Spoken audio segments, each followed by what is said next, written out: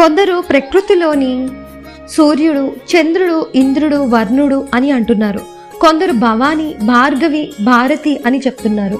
కొందరు వారాహి, నరసింహ అంటున్నారు. కొందరు వేదాలలో, ఉపనిషత్తులో నివసించే తేజోమయుడైన పురుషోత్తముడు, కొందరు సహస్రాక్షుడు, సహస్రశీక్షుడు, సహస్రకర్ణుడు, సహస్రపాదుడు అయిన పురుషోత్తముడని చెప్తున్నారు. నారద, ఎవరి మాట ప్రమాణం, దేనిని నమ్మను? కొందరు బ్రహ్మవాదులు, మరికొందరు ఈశ్వరవాదులు, ఇంకొందరు అనీశ్వరవాదులు, కొందరు ప్రకృతివాదులు.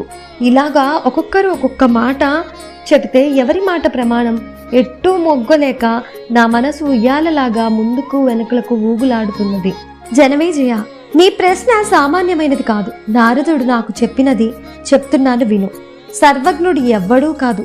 మునుపు ఒకనాడు నారదుడు నేనడిగినట్టే నువ్వడిగినట్టే తాను తన తండ్రి అయిన చతుర్ముఖుణ్ణి అడిగినాడట.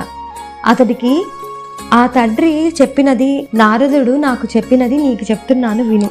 For more videos please like, share and subscribe to our channel Devi దత్తం.